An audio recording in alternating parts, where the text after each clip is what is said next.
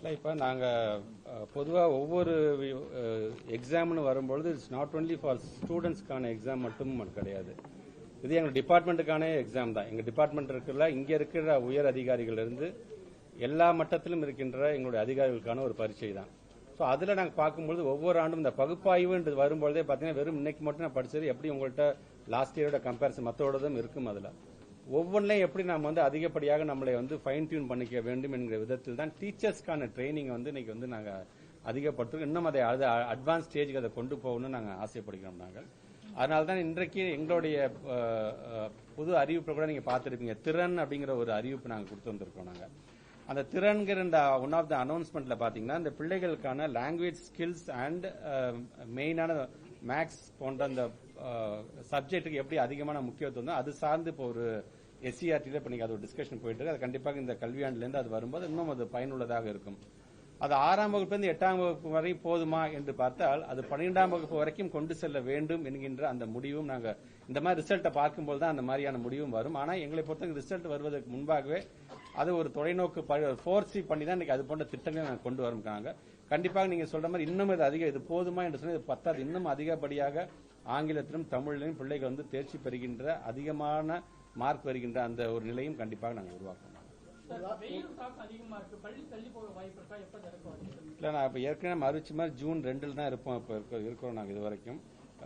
நான் ஏற்கனவே சொன்ன மாதிரி தான் மாண்பு தமிழ்நாட்டு முதலமைச்சர் அலுவலகத்தில் இதுக்குன்னு தனியாக டிபார்ட்மெண்ட்டே இருக்கிறாங்க. அவங்க தான் இந்த வெயிலோட அளவு இதை ப்ரெடிக்ட் பண்ணக்கூடிய டிபார்ட்மெண்ட் அவங்க தான். ஒவ்வொரு ஆண்டும் பார்த்தீங்கன்னா அவங்க நமக்கு என்ன அறிவுறுத்தல் பண்ணுகிறார்களோ அதன் அடிப்படையில் நம்ம அறிவிக்கணும். கண்டிப்பாக நீங்கள் சொல்லும் போது மாணவ செல்வங்களுடைய அந்த வெயில் தாக்கத்திலிருந்து அவர்களை நாம் காக்க வேண்டியதும் ஒரு அரசாங்கத்தோட கடமை தான். ஸோ அவங்க என்ன எங்களுக்கு அறிவுரை சொல்லுகிறாரோ அதுக்கு தகுந்தாப்புல அது முடிவெடுக்கப்படும்.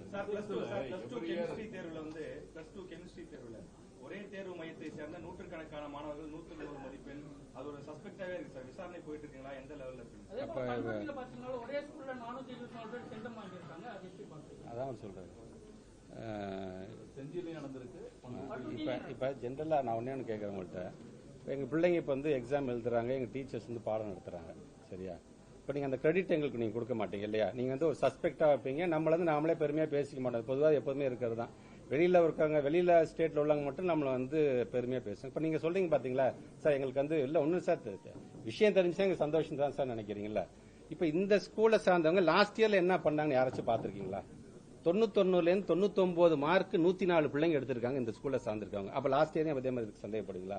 அதுக்கு முன்னாடி என்ன ஏன் அதெல்லாம் நீங்க ஒரு ஜேர்னலிஸ்ட் ஏன் அதெல்லாம் எடுத்துட்டு சார் பரவாயில்ல சார் ஜஸ்டிஃபை பண்ற மாதிரி தான் சார் இதை விடுங்க சார் நம்ம பெருமையா நம்ம பேசுவோம் ஏன் சொல்ல மாட்டேங்க? இப்ப நீங்க கிட்டத்தட்ட பாத்தீங்கன்னா ஒவ்வொரு இதுலயும் பாத்தீங்கன்னா நாட் ஒன்லி அந்த கெமிஸ்ட்ரியில மட்டும் இல்ல. இப்ப நீங்க எந்த குழந்தைங்க 167 பிள்ளைங்க 100 வாங்கி சொன்னா அதே பிள்ளைங்க மத்தபடி இருக்கின்ற பிசிக்ஸ்லயும் சரி மேத்தமெட்டிக்ஸ் சரி எல்லாத்துலயும் பாத்தீங்கன்னா 90 98 மார்க் எடுத்திருக்காங்க. அப்ப அந்த பிள்ளைங்க அப்ப அதுல இருந்து சேர்ந்து எடுத்துருக்காங்க நீங்க சொல்ல வரீங்களா? இதை பொறுத்த வரைக்கும் இருந்தாலும் நீங்க சொல்றது பத்திரிகையில வந்துருச்சு. பத்திரிகை நாங்க சாதாரண எடுத்துக்க மாட்டோம். எங்களை பொறுத்த வரைக்கும் எங்களை வழிநடத்தக்கூடிய பத்திரிகை செய்தியாகத்தான் நாங்க இது வரைக்கும் நான் பார்க்காத. விமர்சனமாக இருந்தாலும் சரி பாராட்டுக்கலாம் தான் சொன்னேன்.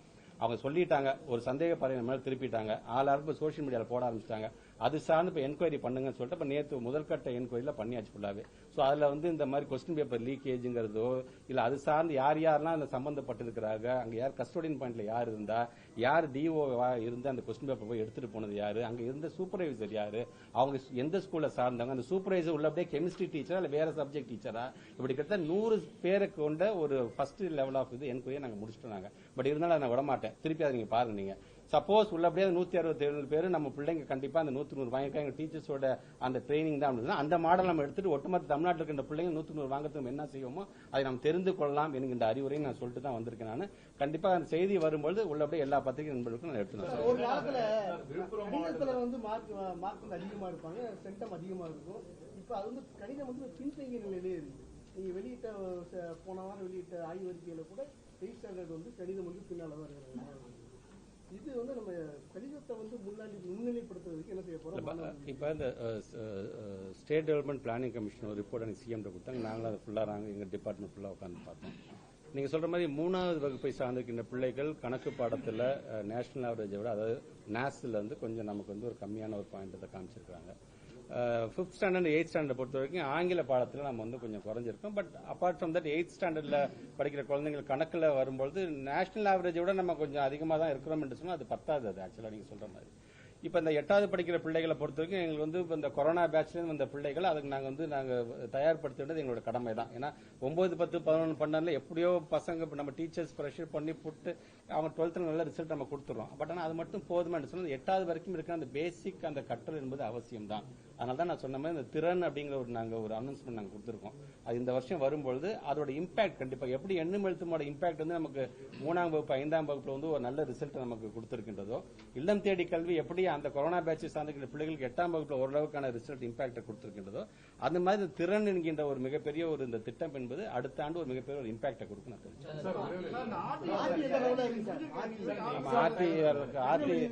ஆர்டி இதை பத்தி லாஸ்ட் +2 டைம்ல நடக்கக்கூடிய மால் பிராக்டிஸ், அது மேல எடுக்கக்கூடிய தேர்வுத்துறை, அதே போன்று பள்ளிக்கல்வித்துறை எடுக்கக்கூடிய நடவடிக்கைகள்லாம் எனக்கு தெரிஞ்ச கடந்த நூற்றாண்டு காலமா தேர்வுத்துறையும் சரி வெளிப்படையா ஒரு டிரான்ஸ்பரண்டா இந்த மாதிரி ஒரு மால் பிராக்டிஸ் நடந்தது இந்த ஆக்ஷன் எடுத்திருக்கோங்கிறத அபிஷியலாவே பிரஸுக்கு வந்து சொல்லுவாங்க. லாஸ்ட் 25 இயர்ஸா சொல்லியிருக்காங்க. ஆனா இந்த வருஷம் மட்டும்தான் சின்ன தகவல் கூட மீடியாவுக்கு இந்த மாவட்டத்துல இவ்வளவு மால் பிராக்டிஸ் நடந்தது, நான் நடவடிக்கை எடுத்திருக்கேங்கிறத ஒரு நாள் கூட சொல்லல. ரெண்டாவது சொல்லும் போது அது எதுக்கான ஒரு இண்டிகேஷன்னா, எங்க நிறைய மால் பிராக்டிஸ் நடக்குது, எங்க பிட்டு நடக்குதுன்னா அந்த டிஸ்ட்ரிக்ட் ரொம்ப வீக்கா இருக்குங்கிறத ஒரு இண்டிகேஷனா இருக்கும். ஆனா அதை சொல்றதுல என்ன தயக்கம் தெரியல. இந்த வருஷம் வந்து அதை பத்தின தகவல் ஒரு தகவல் கூட உங்களுக்கு தர சொல்றேன். நான் தகவல் ஒன்னே ஒண்ணுதான். இப்ப நீங்க வந்து மால் பிராக்டிஸோ ஒரு லீக்கேஜோ அப்படின்னு வச்சு அப்படி ஒரு நடந்துச்சுன்னு வச்சுக்கோங்களேன், இமீடியட்டா அந்த எக்ஸாம் நடந்த எனக்கு ஈவினிங்கா மிகப்பெரிய நியூஸ் அதை பரவி இருக்கும். நீங்க சொல்ற மாதிரி அப்படிலாம் மூடிலாம் வச்சுக்கிட்டு யாரும் அப்படி சீக்கிரட்டா இல்ல. கரெக்ட், நீங்க சொல்றது கரெக்ட் தான். கண்டிப்பா அதுக்கான தகவல் கண்டிப்பா நான் தர சொல்றேன். நான் இப்ப அந்த ஆர்டி இதை பத்தி நீங்க சொன்னீங்க. நீங்க இப்ப லாஸ்ட் டைம் வந்து நம்ம +2 ரிசல்ட்டுக்கு வரும்போது உங்கள்கிட்ட தான் நான் சொன்னேன்னா, இமீடியட்டா அடுத்த நாள் பத்திரிகையில வந்து அமைச்சர் வந்து மழுப்பலான பதில் சொன்னார் அப்படின்னு நீங்க சொல்லியிருந்தீங்க. இப்ப ஆர்டிஐ பொறுத்த வரைக்கும் நேற்று கூட மாண்பை பொருந்த நீதிமன்றமும் வந்து தமிழக அரசு அதுக்கு உடனடியாக ஒரு பதிலை நீங்கள் சொல்ல வேண்டும் அப்படி கூட சொல்லியிருக்காங்க. இப்ப தலைமை செயலாளரை பொறுத்த வரைக்கும் இது நமக்கான பணம். நமக்கு ஏற்கனவே நான் சொன்ன மாதிரி 617 கோடி ரூபாய் இன்னைக்கு நமக்கு வராமலே நின்று இருந்தாலும் ஸ்டேட் கவர்மெண்ட் இன்னைக்கு அதை வந்து முழுமையா ஏற்றுக்கிட்டு அது நடந்துகிட்டு இருக்குதுல. இந்த சமகர சிக்ஷா அபியான்ல ஒன் ஆஃப் த பேராமீட்டர் வந்து ஆர்டி இருக்கிற 25% அந்த பணத்தை வந்து அவங்க வந்து நமக்கு வழங்க வேண்டும். ஆனா இது வரைக்கும் பாத்தீங்கன்னா சம்பந்தம் நான் சொன்ன மற்றது கூட நம்ம டிபேட்டபிளா உட்காந்து நம்ம பேசலாம். நம்ம இந்த ஆர்டிங்கிறது வந்து பேசிக் ரைட் டு எஜுகேஷன்ங்கிறது வந்து ஒரு பேசிக் வந்து கிட்டத்தட்ட ஒரு ஹியூமன் ரைட்டுக்கே நீங்க அகைன்ஸ்டா போற மாதிரியான வேலையை நீங்க செய்றீங்க. அந்த பணத்தை நீங்க கொடுக்கும் நாங்க கேட்டுட்டே இருக்கோம். நாங்க தலைமை செயலாளர் எழுதி இருக்கிறார். தலைமை செயலாளருக்கான பதில் வரும் நாங்கள் பாக்குறோம். இப்ப 12th ரிசல்ட் அறிவிச்சு இத்தனை நாட்கள் இது வரைக்கும் ஒரு ரிசல்ட் எங்களுக்கு வரல. இன்றைக்கு எங்களுடைய எஸ்பிடி மேடமும் எங்களோட பிரின்சிபல் செக்ரட்டரி இப்ப டெல்லிக்கு போயிருக்காங்க. இன்னைக்கு நாளைக்கு அங்கதான் இருக்கிறாங்க. இந்த டிஸ்கஷன் பாயிண்ட் தான் போயிருக்காங்க. அது வரும்போது அங்க என்ன தகவல் வருதோ அதுக்கு based on that will take a call. கல்வியில வட மாவட்டங்கள் தொடர்ந்து காலங்காலமாவே பின்தங்கிய நிலையில தான் இருக்கு. இப்போதைய FM குடியரசு மினிஸ்டரா இருக்கும்போது கூட ஒரு ஸ்பெஷல் ஸ்கீம் எல்லாம் கொண்டு வந்து ரொம்ப போக்கஸ் பண்றதுக்கு சில ஸ்டெப்ஸ் எல்லாம் எடுத்தாரு. இப்ப என்ன நிலைமை இருக்கு, நம்ம என்ன பண்ண போறோம்?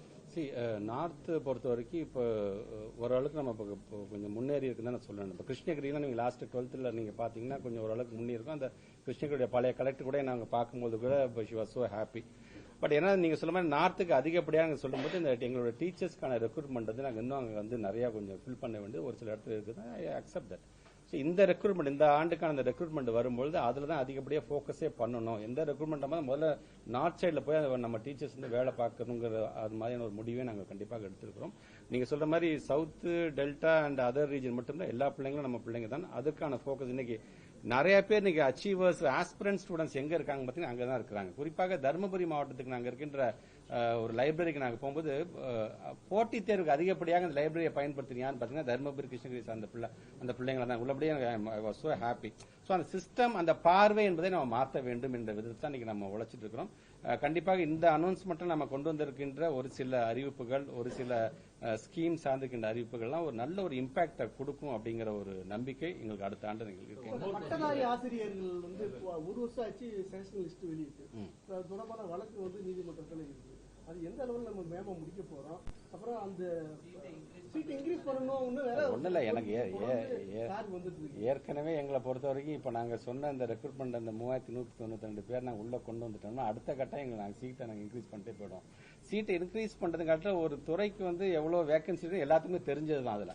அதுல பைனான்ஸ் பொறுத்த வரைக்கும் படிப்படியா இந்த பேட்ச் எடுங்க இந்த பேட்ச் எடுங்க போது நாங்களும் இந்த பேட்ச் அப்ப இப்ப சொல்லிட்டா 4 மாசத்துல நம்ம புதுசா ரெக்ரூட் பண்ண போறோங்கிற அந்த மைண்ட் செட்ல தான் நம்ம டைம் டேபிளே நம்ம ரிலீஸ் பண்றோம். நாங்க ஆனா பண்ணும்போது பாத்தீங்கன்னா அதுல ஏதாச்சும் ஒருத்தங்க வந்து நீதிமன்றத்துக்கு போயிடுறாங்க. நீதிமன்றத்துக்கு போகும்போது அந்த வழக்கு அது நிலுவையில் இருக்கு. அது நம்பர் ஆகிறதுக்கு நாங்க போராடுறோம். அது நம்பர் ஆனதுக்கு அப்புறம் அதுக்கு பேசினதுக்கு சரி அடுத்த வாரம் நாங்க அர்ஜென்ட் பண்றோம் இப்படியே தான் போயிட்டு இருக்குது. அதுக்கு ஒரு ரிசல்ட் நீங்க எப்படி எதிர்பார்த்துட்டு இருக்கீங்களோ அதே போன்று பள்ளிக்கல்வித்துறை அமைச்சராக எங்களுக்கு டீச்சர்ஸ் இருந்தா நாங்க ஸ்கூல் நடத்த முடியும். நாங்க அது கண்டிப்பா இன்னைக்கு உங்கள் மூலமா நம்முடைய மாண்பை பொருந்திய நீதிமன்றத்துக்கு மூலமாக ஒரு நல்ல தீர்ப்பு வரும் என்ற நம்பிக்கை எனக்கு